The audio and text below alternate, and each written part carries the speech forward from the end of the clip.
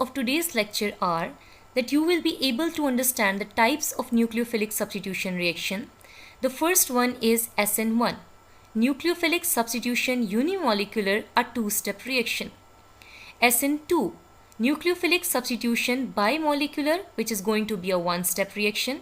And we are going to make a comparison of SN1 and SN2 mechanism. Let us start with the first type, which is SN1 nucleophilic substitution reaction. Now student, in SN1 mechanism, it is a substitution nucleophilic unimolecular. Means only one molecule is going to participate in the rate determining step, but it is a two-step reaction. The substrate Rx, the alkyl halide, is first ionized reversibly into a cation, which is the alkyl cation, a carbocation, and X negative ion means the leaving group. In the second step, the carbonium ion or the carbocation that is formed, it combines with the attacking nucleophile or the incoming nucleophile to form the product. So students, you can see generally that in SN1 mechanism, it is a two-step reaction. The first is the formation of a carbocation, which is produced as a result of ionization. It is a slow step. And in the second step, that carbocation is going to react with the nucleophile, the incoming nucleophile, and a product is formed. A substitution is going to take place. Such reactions which occur in two steps. In the first step, carbocation is formed, and second nucleophile is going to attack, is nucleophilic substitution unimolecular. Do not confuse unimolecular with two-step reaction. It is a two-step reaction, as you can see. But unimolecular, why? Because the first step is the slow step, and students, you know that the slowest step is the rate determining step. So since only one molecule is involved in the rate determining step, that is why it is called unimolecular reaction. Students, let us try to understand the mechanism of SN1 reaction. Since only one molecule is undergoing a change in covalency in the rate determining step, as I have discussed, this two-step nucleophilic substitution reaction is unimolecular and is called SN1 reaction. Now students, look at this mechanism. This is an alkyl halide.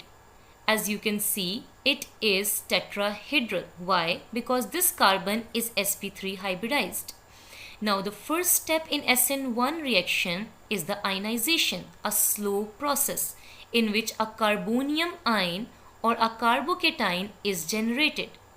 Now students, observe the change in geometry and hybridization.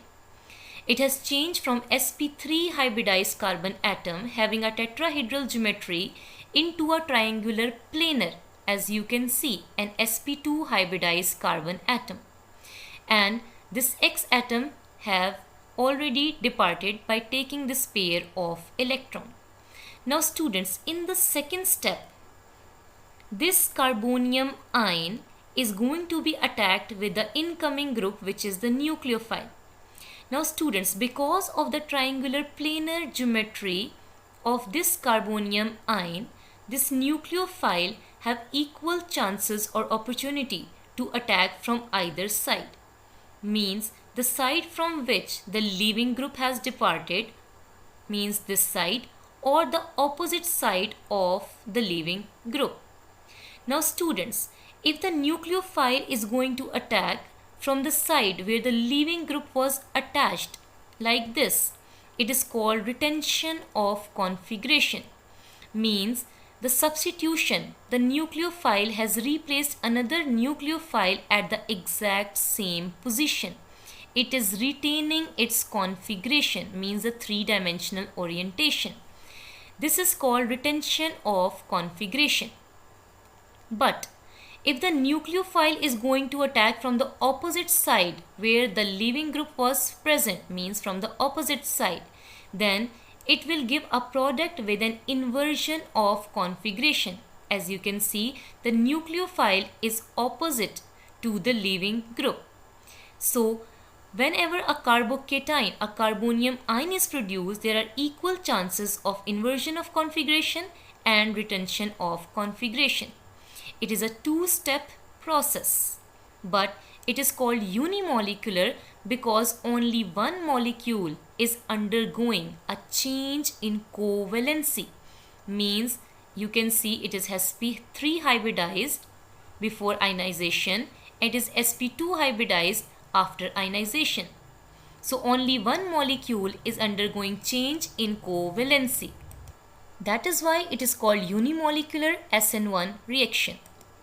Students, let us study the kinetic evidence of SN1 reactions. The rate of SN1 reaction depends upon the concentration of alkyl halide only. Why? Because only alkyl halide Rx is involved in the slow step, and the slow step is always the rate determining step. The change in concentration of the attacking nucleophile will have no effect because it is not participating in the rate determining step.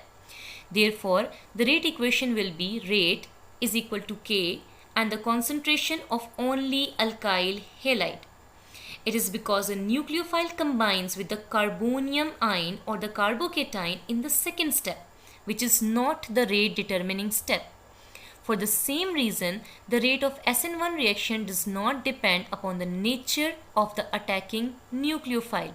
It only depends upon the concentration of alkyl halide.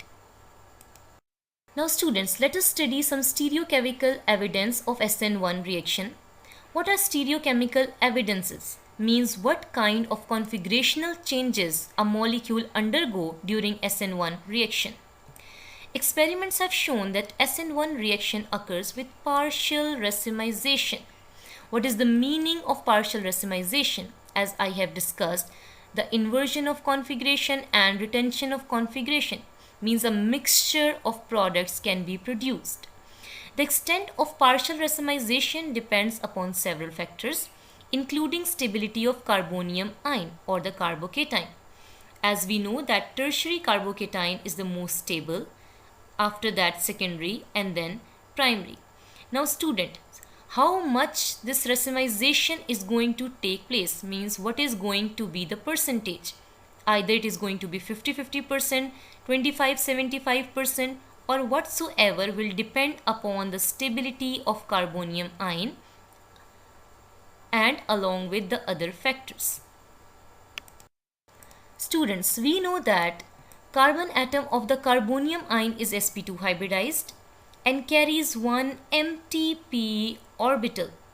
The nucleophile can attach itself to the p orbital either from the right side or from the left side of the carbon with equal ease. Now what is the reason behind this ease? It is the triangular planar geometry of sp2 hybridized carbon atom. This nucleophile can attack from the right side as well as from the left side. Therefore, racemization can take place in SN1 nucleophilic substitution reactions. Students, in SN1 reactions, we expect the products to be a racemic mixture. Means 50% inversion of configuration and 50% retention. However, partial racemization suggests a different way of attachment. Over here, partial racemization means that it is not always the case that 50% inverted and 50% retention of configuration occurs. It is sometimes 25-75% or any other ratio.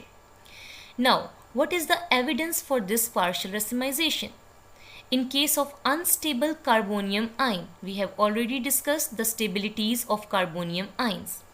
In an unstable carbonium ion, the attack of the nucleophile is greater from the side opposite to the leaving group. Students, when we are having an unstable carbonium ion, it is not going to easily break this bond between the carbon and the leaving group. And even if the leaving group is going to depart, it is going to be present somewhere over here and it is going to provide a shield. So the attack of the nucleophile from this position is somewhat hindered. Therefore, the nucleophile is going to attack from the opposite side. Thus, the side of the carbon atom to which leaving group is attached is shielded from the attack of the nucleophile. The attack of the nucleophile occurs more often in this case from the side opposite to the leaving group, leading to a partial inversion of configuration. Therefore, the product has some optical activity. What is the meaning of this?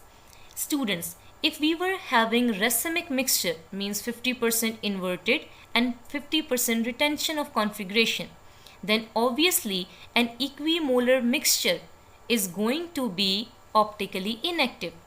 But if we are having non-equimolar, means 25% retention of configuration and 75% inversion of configuration, then that mixture will be optically active.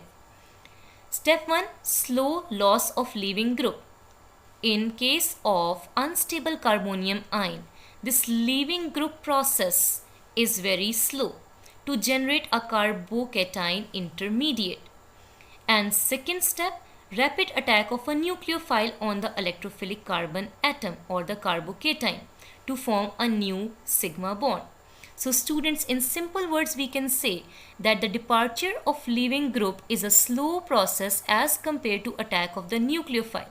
Therefore, this slow process is going to take time, whereas attack of the nucleophile is a quite ready process. Therefore, this side will be shielded and nucleophile is going to attack from the opposite direction. This is only the case when we are